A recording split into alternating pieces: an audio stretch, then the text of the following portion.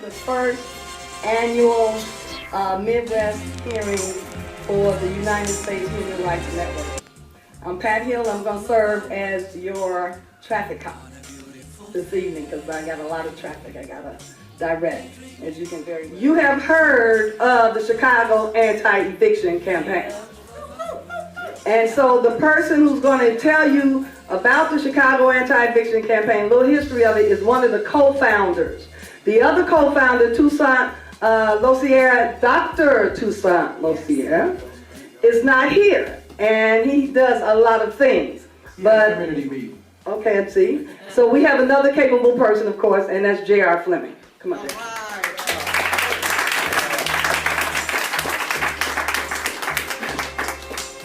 Hello, good evening, everybody. Thanks, everybody, for coming out. As she stated, I'm one of the co-founders of the Chicago Anti-Eviction Campaign. And if you haven't been under the rock, what our organization do is take over foreclosed and abandoned buildings, try to train young guys in the streets on with skill sets and crafts on how to fix them up. And we move homeless women and children into these properties, and sometimes men. The reason for this is because we had to take a position of enforcing human rights. I want to say this slowly. Enforcing human rights. The United States have a history of enforcing human rights across the globe, or allegedly enforcing human rights for natural resources of that nation. But they have a history that whenever somebody screams there's a human rights abuse going on in their country, we have a history of providing international aid and assistance to these people. Well, we had the opportunity to host 2 UN missions with Brother Stan, Sister Pat and them, one on racial discrimination, that was the video you saw, and one on housing. What we were shocked to learn was that there wasn't going to be any blue helmets and brown trucks on the streets of Chicago. So it wasn't going to be no United Nations personnel trying to move folks back into Cabrini Green, where I'm from, when they tore down the housing. So we took it upon ourselves, in the spirit of the civil rights movement, that something needed to be done. And if we were to have a human rights movement, how could we have one if we wasn't willing to take the same risk that the generation before us took with civil rights? So we decided that we would no longer talk about the right to housing. We would no longer advocate about the right to housing. We weren't going to work on no more policies about the right to housing. We was going to show folks how to go get a right to housing. You know, the campaign has been very influential in inspiring groups like Occupy, right? You heard of Occupy across the country, where it's fizzled away. But what's still standing is Occupy Our Homes, right? Because we have to give people a sense of training and a direction that you have to have goals set. If you believe in the human right to housing, you have to believe that you have the responsibility to enforce it, no matter what you believe in. You have to come to the conclusion that you have a right to enforce it. And that's one of the aspects that the anti-eviction campaign focuses on. We try to assist people in the courts. To tell you the truth, people, the banks own them. There's nothing you can do. So the campaign is an organization that was birthed out of necessity. And our trademark line is, if you fight, we'll fight with you. You know, and that we're here to enforce the human right to housing by any means necessary. Any means. For people who cannot afford the right to to health care, it's killing them, especially on the south side of Chicago. So I started organizing back in 2010 after the shooting death of Damian Turner. Now, Damian Turner was a youth activist. He co-founded FLY. He was a member of Woodline. He touched many people. There are some people in this room that had the opportunity to know him and experience him while he was on this earth. Now, Damian was shot on 61st and Cottage Grove, right? 3 blocks down the street is the University of Chicago Hospital. But the university could not or would not treat Damian. Why? Because they don't have a trauma center. Now, a quick on what a trauma center is, right? It's where you go when things like gunshots, fires, car wounds, all things like that happen. You can't go to the emergency room because it's traumatic. You're dying every second after the injury, so you need immediate care. The university has, for 3 years since we started this campaign, ignored us, pushed us around, lied on us in the media, and basically denied our human right to health care. Now, a big misconception and lie is that young people do not care about the violence that's going on in our community. And that's a big fat lie. Because Fearless Leading by the Youth has been doing everything that we possibly can to not only get care for those young people and all the people that are suffering from trauma on the South Side, but to also educate our people on how it's creating this massive death toll, right? Because imagine getting shot in your back and being able to go 2 minutes down the street versus 10 miles to downtown. And it's something to be said about that. There's actually been a study placed out by Dr. Marie Crandall from Northwestern Hospital that talks about the mortality rate in connection to travel time to trauma care. So, a couple things that I want to make very clear, right? Fearless Leading by the Youth is not saying that, hey, we're killing each other, give us a trauma center, right? Because that's how they came at us. The argument is that, oh, well, youth are so violent. If they weren't shooting themselves, they wouldn't need a trauma center. One, that's another way to demonize our youth. And it's also another way to illegitimize our fight. Because as I stated before, trauma care is about car accidents, fires, firefighters that end up in fires, police officers that somehow magically head-on collision with each other, right? Geniuses. And it's about people. People need that care, but what's so special about trauma care is if you get shot, they have to treat you, right? They can't check to see if you have medical insurance. They can't check to see if you got a blue card. They have to treat you. And there is not one trauma center on the South Side. Not one. There's several up north. There's one in Cook County. There's a few out west. There's not one on the most dangerous part of the city. And that's because if it was one, they would have to treat all of those uninsured people who suffer from trauma. And that's not something that they want to do. So we've been protesting for the past 3 years consistently.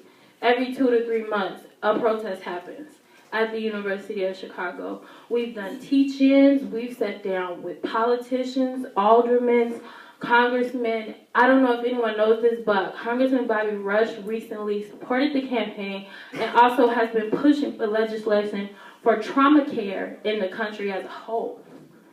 And this is important. Not only it's important to have that legislation, right? Because a big argument is, oh, it costs so much. When the university just opened up a $700 million hospital. That looks like it came straight off a UFO from the future. And not only that hospital, but the new laboratory that they created that houses a bunch of children, right? Little kids, a bunch of little white kids that are paying $30,000 a pop to go to school there. But they do not have funds to treat trauma on the South Side. Now, not to mention the fact that they do have a children's trauma center, right? How many of you have children, teenagers in your house that are 17, that are 18, that swear they're grown, but you still look at them like a child? The university says that they're grown and that they do not need trauma care from the university. This is why it's so important for us to keep this fight, right? It's more than just a blatant ignorance to our human right to health care. It's about the fact that they are slowly, discreetly killing us by allowing us to die, by continuing to build property and land in our community, on our land, which they receive tax breaks for. They don't have to pay taxes for that land because they're a community hospital. They're completely profiting from being in our backyard, but they are not caring for the health of our people. And that is how they're killing us, because healthcare is one of the most priciest rights in this country.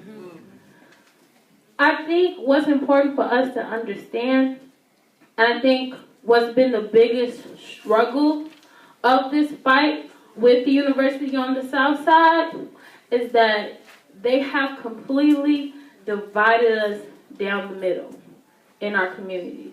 And that's in every fight that we have. They've divided us down the middle. They've taken away many resources. They pin us together. They pin us against each other. And in some weird way, we are just not able to see past it. We are not able to get through it. I think what we need and what we've been trying to do is help educate each other, right? For one, there is a price on health in this country, and a lot of youth don't understand that. There is a price on health, and there's a price on every last one of our heads. And so what we need to do is, and I like the idea of being a human rights enforcer, I'm going to use that, is enforce the fact that we have the right to live. We have the right to live, and we have the right to be self-determined, and hospitals are there to help us with that right to live. And in any hospital that is not helping our communities live and flourish needs to be kicked out of our community. And that's just it. The university sits in Woodlawn. You can go 3 blocks away from the university, and there's the Grove Park homes, the low-income housing, the poor people, the people that they tell their students at orientation, don't go past 63rd Street. Don't go past 59th. Matter of fact, don't even go to 63rd Street. Don't even go to 61st Street. Stay away. And ideally, that's because that's what they're doing. They're staying away from us. We have to go to them. We have to go to these hospitals, and unfortunately, we have to demand care. And we have to, I beg you guys, as adults, you are our allies to youth. We have to support the youth. The things that they place in the media about our youth is ugly, and it's not real. It's not. There's no such thing as someone who does not care about their life. They've taken away our schools. They've taken away our food stamps. They've taken away so much, right? We're hungry. We're hungry and we're savages. I think my 5 minutes is up. Good evening, and thank you for such a kind and warm greeting. So it's late,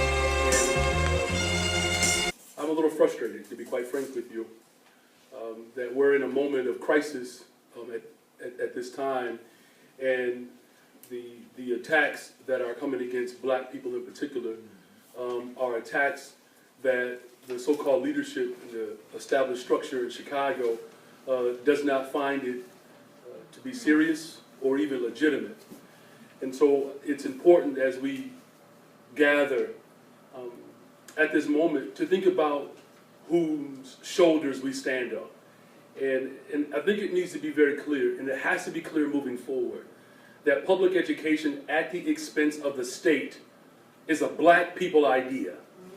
This is not something that the framers of this country just decided out of their philanthropic approach, that the very people group that they look to marginalize and destroy, we're going to now educate them so that they can be on our level. That educating black children is and will always be a radical idea. And so education, of course, was illegal. And then once the Civil War was won in the North, and I put that in quotations, they were bothered by the idea of black people having access to education. And so then they began to burn down the schools, right? And so education was illegal. Then they made it almost impossible by burning our schools down. And so now we fast forward to 2013, and now they are closing our schools down. And the schools that have been closed across this country have overwhelmingly been in black communities. And at the same time, while black schools are being shut down, the privateers are coming in right behind them, opening up privately ran charter schools so that they can make a dime off of black poor students. And so the attack has left us in a very, very desperate state. Because not only have we closed down schools, violating our wish and opportunity to be publicly educated, that the black working class has suffered as a consequence of this. That's right. And so when a sister talks about the Black Caucus in the 60s and 70s, that the black teachers who pushed for culturally competent and relevant pedagogy within our classrooms, and we're being forced to take these egregious oral exams in order to even qualify to be a teacher, to keep black teachers out of the process. Once black teachers established themselves in the 60s and 70s, fighting for the right to educate and the right for our children to be educated, the fact that schools are being closed in black communities is also a direct attack on black labor, because where do black teachers teach? We teach in the black communities. And so the last round of school closings, in 1995, black teachers made up 50% nearly of the teaching population. We now represent barely 25%. And even though we only make up 25% of the teaching population, we made up over 50% of those teachers who lost their jobs in this last round of school closings. This is not something that I'm making up. The attack against public education, the attack on black labor is very much real. And so why is this important for us to keep in mind the history? Because something that frustrates me the most as a black teacher and as a black parent is this notion that somehow that our black parents do not care. That's a lie. In fact, after the Civil War from 1865 to 1915, black parents raised $25 million just so that their children be educated. When the philanthropists came up with $50 million, who do you think made the greatest sacrifice? These are black parents. When thousands of black parents came to push against Arne Duncan before our dear president decided to put him in charge of the entire public school system. This is the same Arne Duncan that said that local school councils are a problem, that he wants to take democracy out of public education. These are the individuals who are running and corrupting the very system and the very idea that came and was birthed out of the consciousness of those in this room. And so this fight for human rights, understand, it's a right that we have to, as our dear brother Fleming has said, that we have to not only demand it, but take it. And so when the teachers went on strike, we were very clear that that strike was not just simply about wages and benefits. And don't get me wrong, brother want to be paid. I don't feel guilty about that. My father worked hard to take us in the station wagon to get a dilly bar every 2 weeks at Dairy Queen, and we would get sad and depressed because we thought 10 kids, he should buy us all Sundays. My father worked his butt off to give me a dilly bar. I don't feel guilty because I can now afford a damn Blizzard. Right? And the goal is that my son could get the doggone Sunday, and then his sons can own the freaking Dairy Queen, right? Isn't that the dream, right? And so this notion that somehow we want to separate the education of our kids from labor is wrong. And so the last point that I'll make today, open it up hopefully for more questions, is that there is an opportunity, you all. There's an opportunity for us to not only stand on the history that birthed the consciousness of this country, there's an opportunity to move a progressive agenda that's going to allow black people not only to achieve, but to control the rights of our own neighborhoods. And what does that look like? That looks like a mass movement that will be willing to stand up and take very, very aggressive stances, as Mr. Fleming has done. And it's not going to be enough to wish for the banks to give our homes back.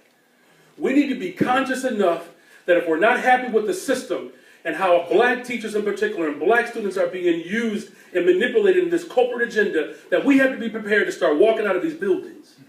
We have to be prepared to start walking out of our churches if necessary, if our black preachers aren't bold enough to actually defend black people.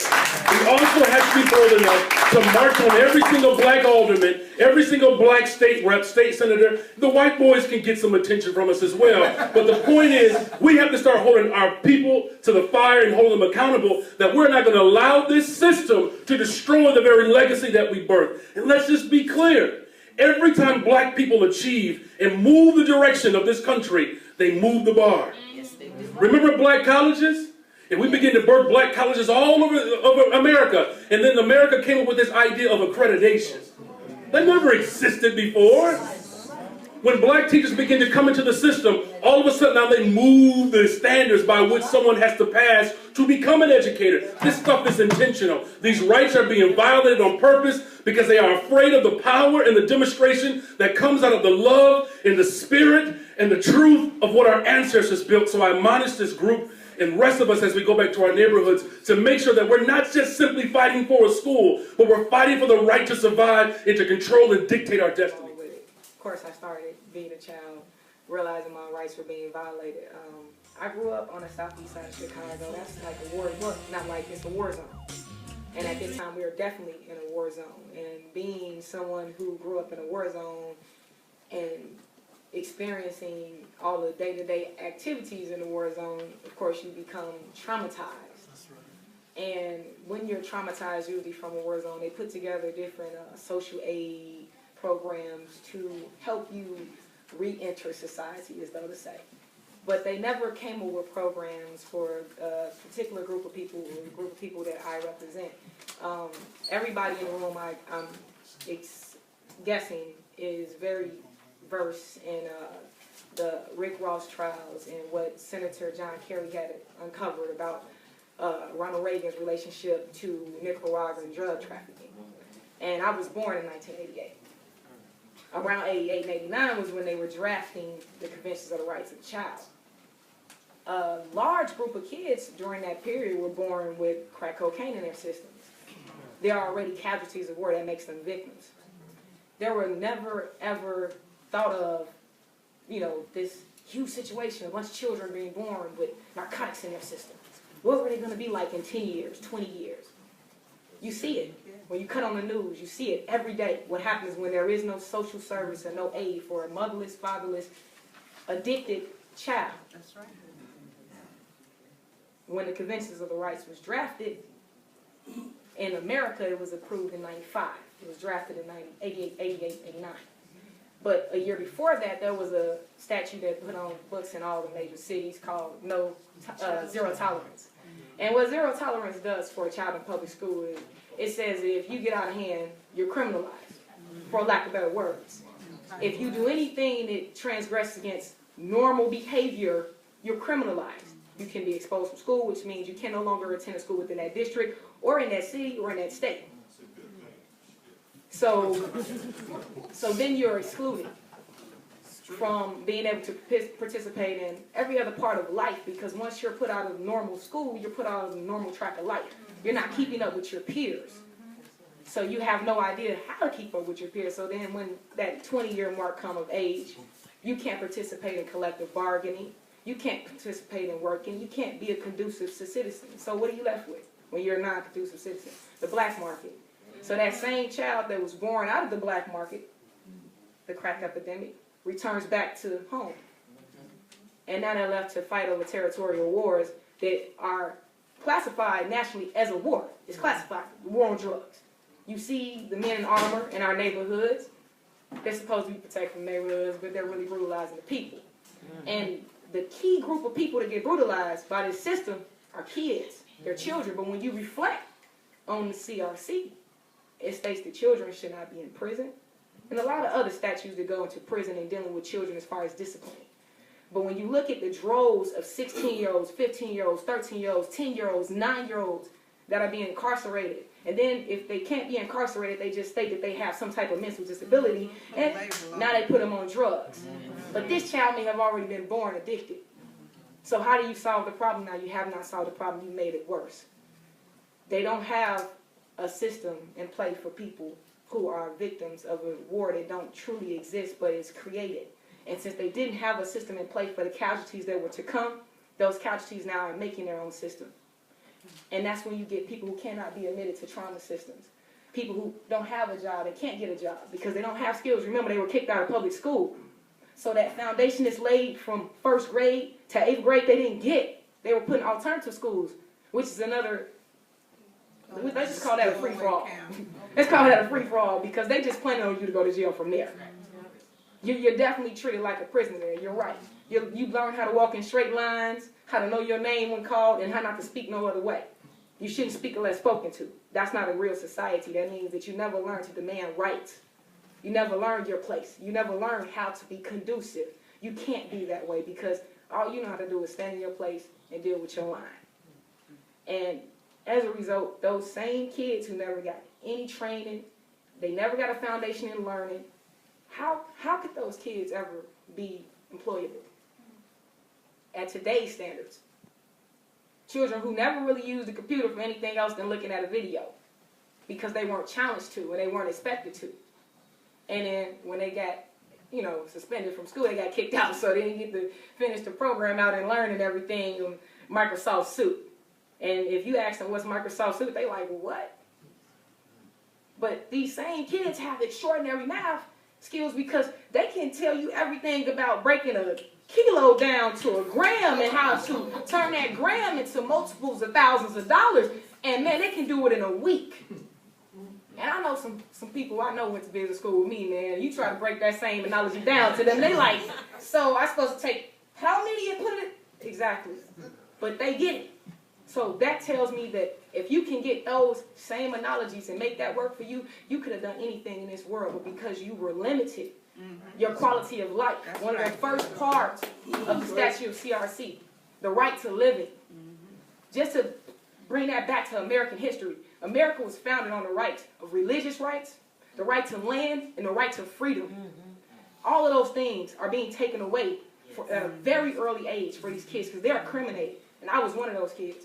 I successfully made it from the public school to prison pipeline, but that's because I had family and I had mentors like J.R., Paul McKinney. You have those mentors and people to push you. But think about the thousands who don't. Yes, yes. Where are they at tonight? And as a matter of fact, where are they going to be at in 5 years?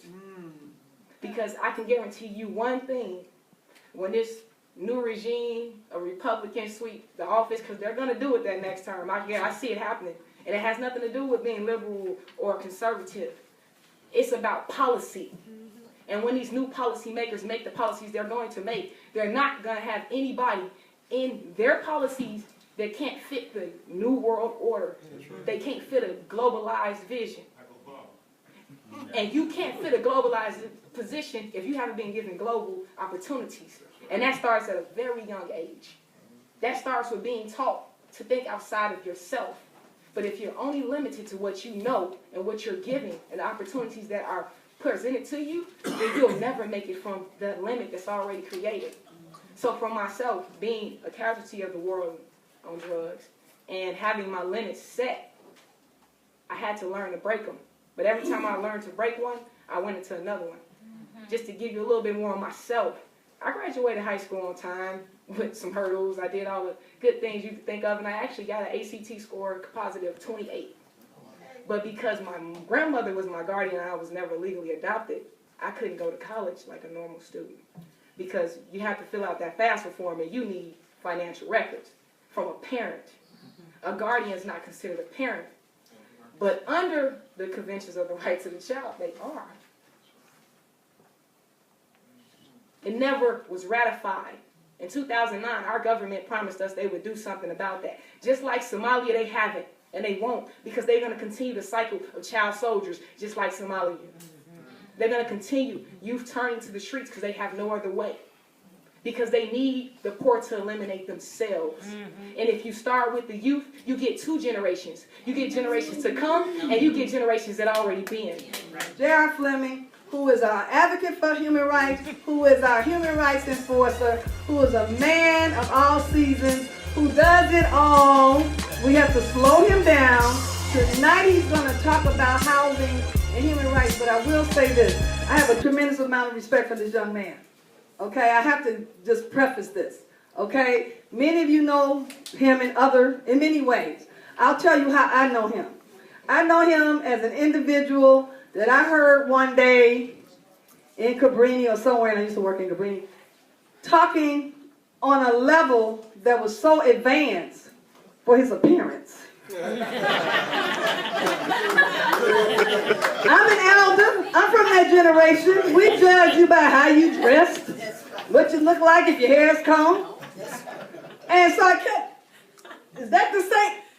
This brother was getting down. And not only that, when Stan was doing some work on the Human Rights First and everything, and he was talking about folks going to the United Nations, and he said, yeah, this young brother took a delegation of brothers from Cabrini Green to the United Nations. I said, well, in New York, no, in Geneva. Blah, blah.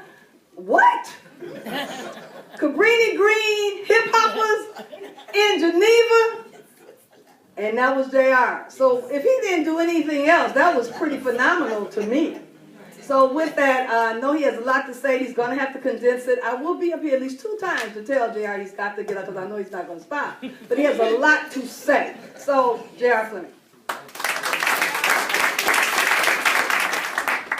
What Pat didn't tell y'all was when I came back from Venezuela, they took my passport.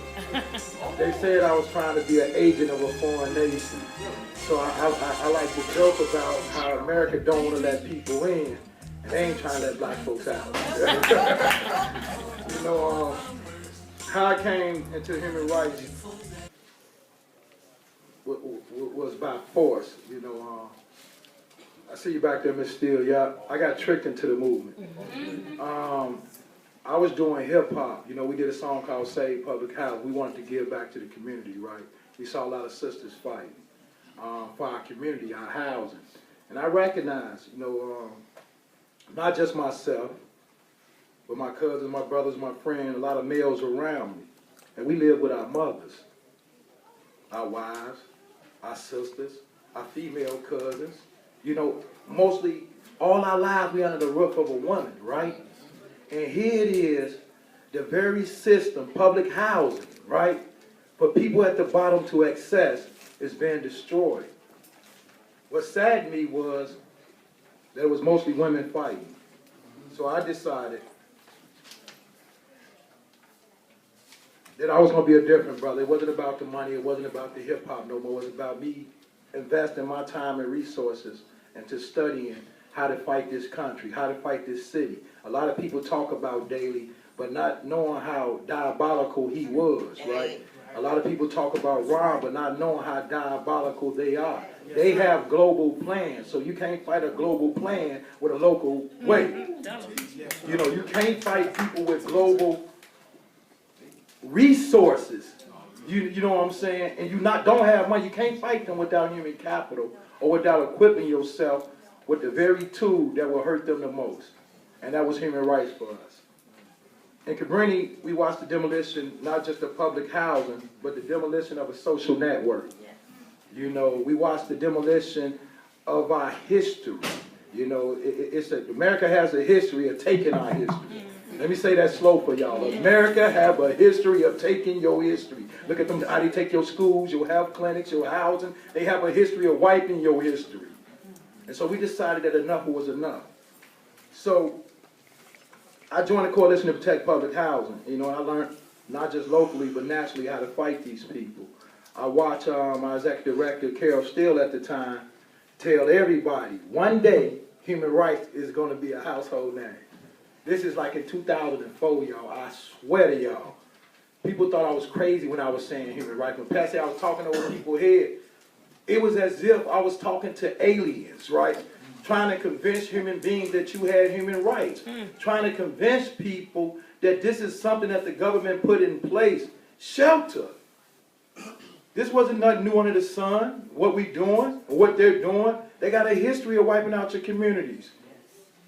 So we decided to fight, so we started using international guiding principles. Hope I'm not talking over nobody's head, but that's the language they use.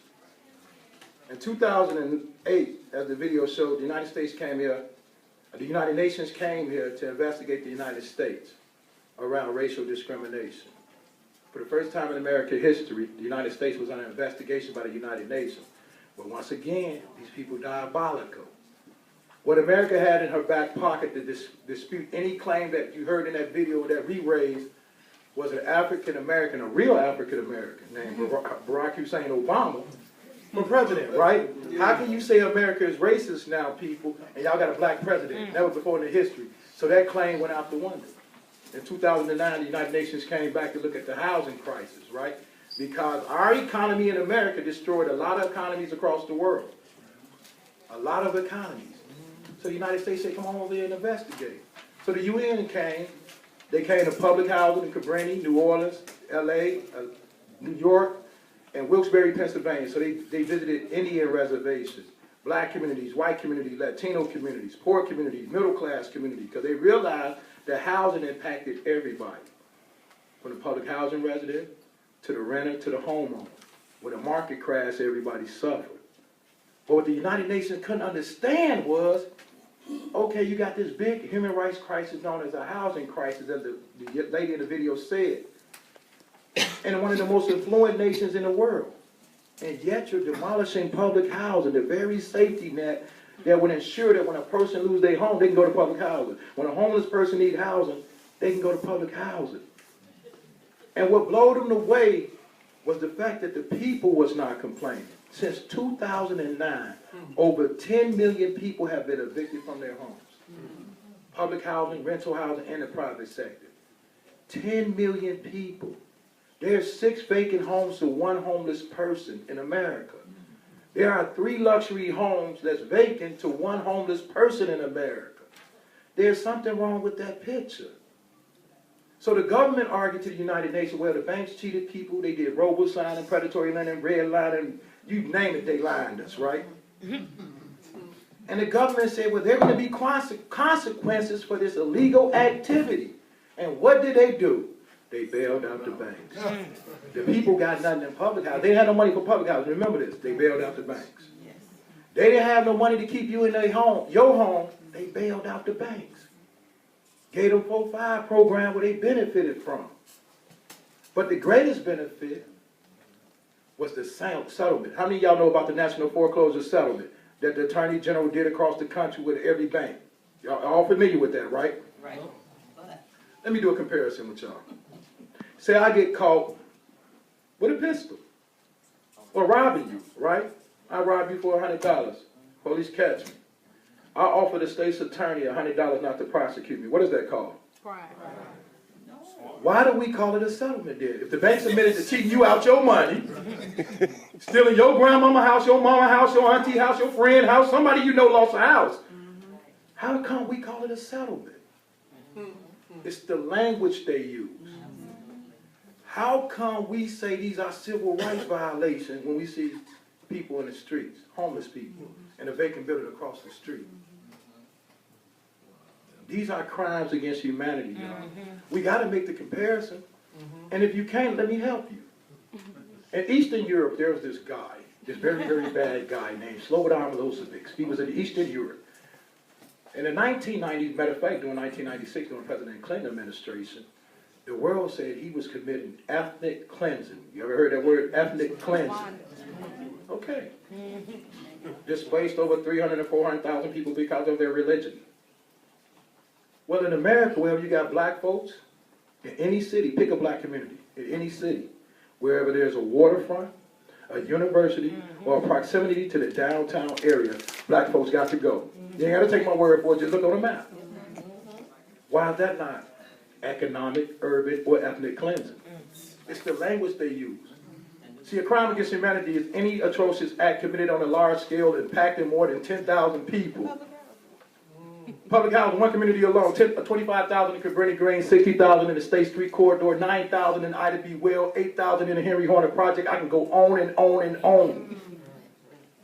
Why are there not crimes against humanity? Because you have been programmed as a people that something is wrong with you. You have been programmed by these governments, the non-for-profit organization, the so-called Negro organization to think civilly.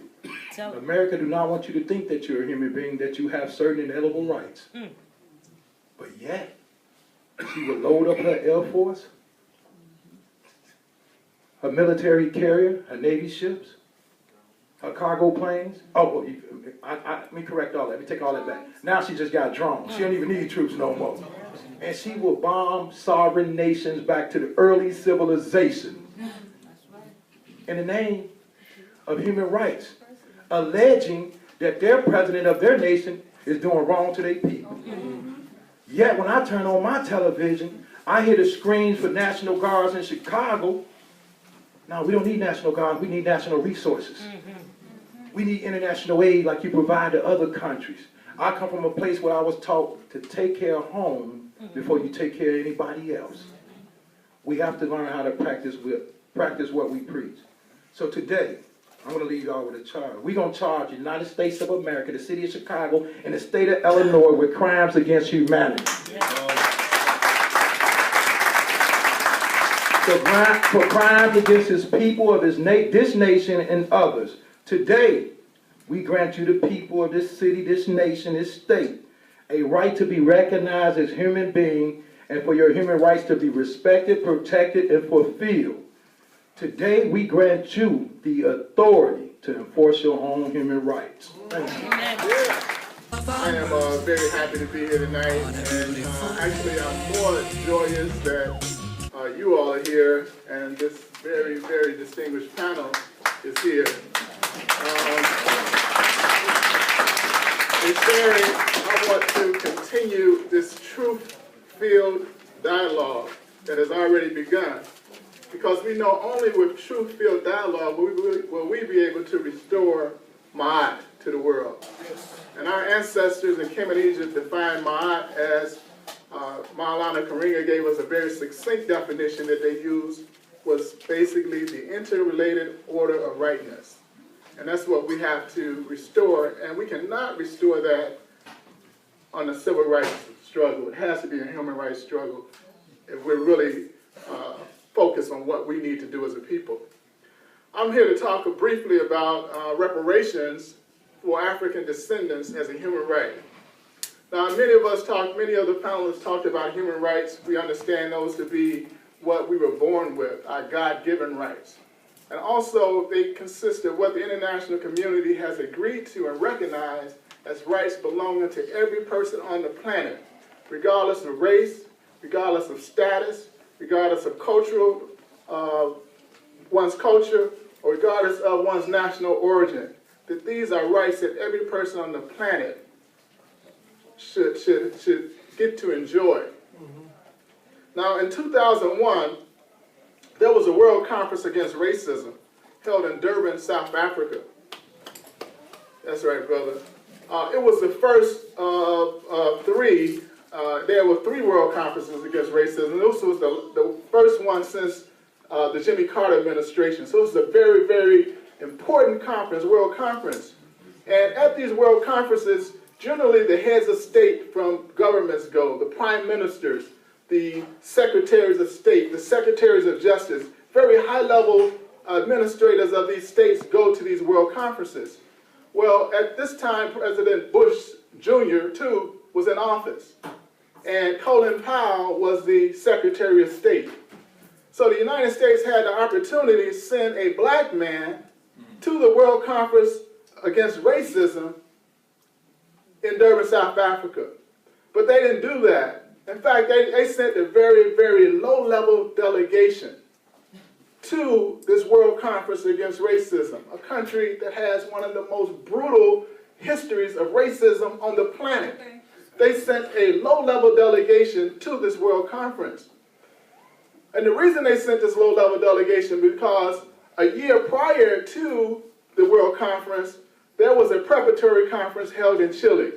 Now, before a World Conference, they have regional preparatory conferences to try to draft some language in the document that will be debated upon at the World Conference. Because this document that's produced, debated upon, agreed upon, becomes international, an instrument of international law, if the countries sign it and ratify it.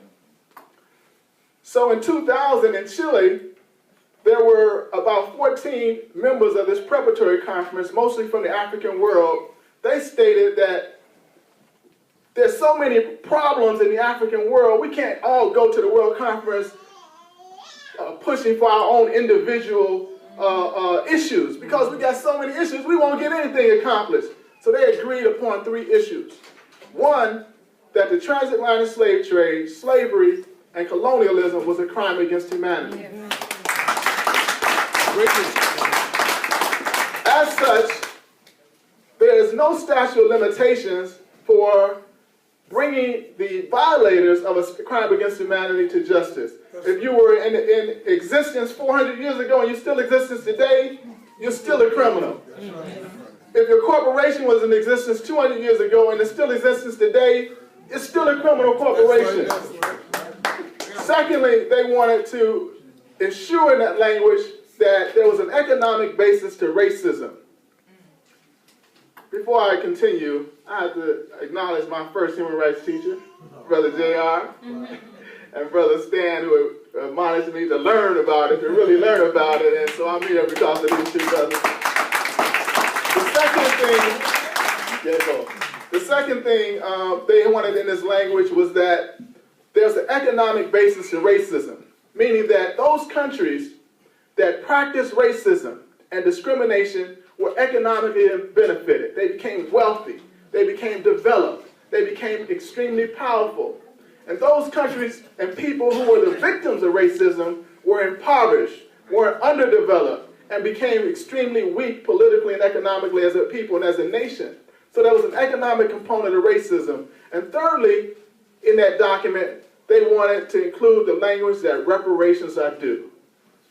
So the United States spent a whole year trying to influence them to get rid of that language, and they couldn't do it. So that language came to Durban, South Africa. And so they sent a very low-level delegate, hoping that the fact that they sent a low-level delegate, the other countries would take notice and shy away from this legislation. But African people, right? Yes, sir. 400 brothers and sisters from the diaspora, led by the December 12th movement out of New York, National Black United Front, Conrad World, who's the director of this center, and in Cobra, rallied 400 brothers and sisters and flew them to Durban, South Africa, to this World Conference against racism. And while there, they lobbied these heads of state. They educated them in various languages. We had brothers and sisters from France, brothers and sisters from England, brothers and sisters from the islands that spoke various languages, and they lobbied these heads of states, educating them on this language to make sure that this language... I don't want to mess up, okay? So I'm going to read it because his bio, and everybody had good bios. But for those of you who may not be as familiar with Stan Willis as the rest of us, my brother, I got to read it because if I don't, I go on and on. Okay, thank you, Armel. Stan Willis is an attorney in the city of Chicago specializing in personal injury, criminal defense, and federal rights cases. Most of his civil rights practice involves suits against police for acts of violence and civil abuse. He chairs the Chicago chapter of the National Conference of Black Lawyers. Stan presented evidence of police torture before the Organization of American States Inter-American Commission on Human Rights. In May 2006, the UN Committee Against Torture sharply criticized the U.S. for failing to bring officers responsible for torture in Chicago to justice and called for a criminal prosecution in these cases. He kind of referred to that earlier. During the summer of 2006, Stan founded and co-chaired a group called Black People Against Police Torture, right here in his basement. A grassroots, community-based organization whose mission is to mobilize the African-American community to ensure justice in the Chicago police torture cases and to build a human rights movement within the community. In January of 2009, Stan drafted a bill titled the Illinois Torture Inquiry and Relief Commission Bill. The Torture Commission, this is the stuff you're hearing about today where Quinn and them are trying to remove the head or head. The Torture Commission, comprised of 8 civilians, would have the authority to review the cases of those 24 torture victims who remained in prison. Black People Against Police Torture, under Stan's leadership, took 2 busloads of community activists to Springfield, Illinois, to educate legislators about the bill, and held several town hall meetings to educate the community about the legislation. On August the 10th, 2009, Governor Pat Quinn signed the torture bill. Now we're in 2011, you see what the Governor Quinn is trying to do. But Stan will elaborate on that. I just want to also say that Black People Against Police Torture was also very instrumental in putting the fight against Daley, for those of you who don't understand the politics of this, in getting the Olympics to Chicago. Black People for Police Torture was fundamental in making sure that Chicago did not get the Olympics because Chicago is a torture city. And Stan led us in that direction, and we followed his lead, and I am a member of Black People Against Police Torture. Okay, Stan Willis. Tons of media as a result, and people pick up on it. For example, in the county board, there was a hearing on torture. Earlene Collins led the effort, and they prepared a resolution to send to the U.S. Attorney's Office. And one of the things they said in the resolution, whereas on May 26, or May of 2006, the United Nations Committee Against Torture noted, quote, the limited blah, blah, blah, right out of here. So they're running with it. This is the press, 2 pages, all over the country and literally all over the world, talking about torture. So then, the United States is set to have another hearing in 2011. They haven't done anything yet. I think we hit them so hard with this, they're afraid to come out of their hole now. So, but this is the important thing. There's follow-up. So in 2010, remember this is 2010, 20th January, the Committee Against Torture sends what is entitled List of Issues Prior to the Submission of the 5th Periodic Report of the United States. In other words, they're saying, this is what we want you to deal with because we already told you what you're supposed to be doing, right? And so one of the items that they're concerned about that has to be in the next report, they say, again, paragraph 25, remember paragraph 25, 2006, they say, as requested by the committee in its previous concluding observations, in other words, I'm reminding you, we already talked to you about this, United States. Please provide updated information on the investigation and prosecution related to allegations of torture in areas 2 and 3 of the Chicago Police Department. In this respect, please provide detailed information on the charges filed against John Burge and, if applicable, on the outcome of this case. Now, at the time that it was filed, he hadn't been found guilty.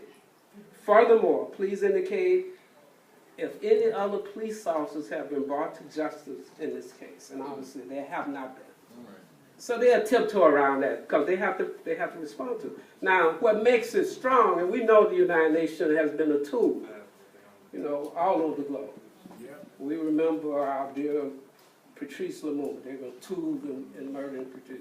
So that's clear. What makes them more viable and less a tool is when we start being involved enough so we know how to do this. Right. When American citizens in large numbers start building movements, then we take it over, and they become less of a tool. And that's what we have to do. So let me conclude by giving my concluding observation. That's right, Stan. There we go. It is not enough to go to Geneva, Switzerland. It was a great trip. I enjoyed it. When I came back in this very room, and this is part of the story, we organized a town hall meeting. Because you can't go to Geneva, Switzerland and come back and just brag about it over coffee. You go to your sorority or your fraternity. Yeah, I was at Geneva. That's irrelevant.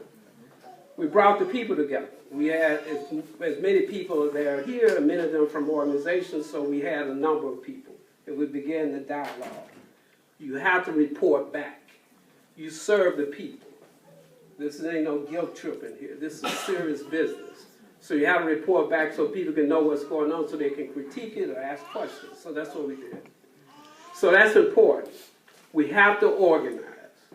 And I was very impressed with, I think what Veronica was saying, people don't know how to organize just because they land on the planet. You have to learn how to organize. There was, I think it was a Highlander school back in the civil rights days, where they would take young people and keep them for weeks, teaching them how to organize around nonviolent concepts. We have to teach our young people how to organize. We still use the Highlander too. Yeah. And so now they know how to organize, but they organize from some different stuff right now. But they ain't clear on the organizing. So the other thing we have to do, unfortunately, because the United States ignore the treaties, all treaties provide that the United States, the member states, have to provide education. Human rights education should be in all public schools. I went to Crane High School. It wasn't in my curriculum. It may have been in yours, because you guys went to Southside School, so I know you are. They didn't give us stuff on the west side. But seriously, we have to do it. Until we make them do it, we have to find ways to educate our people. They have to know about human rights. We have to study best practices. Meaning, if somebody's successful around the issue of education and whether in Los Angeles, don't matter, they're part of the network, let's figure out what they're doing. And some of them are. This is best practice in Chicago. Everybody talks about the Burge case all over the country.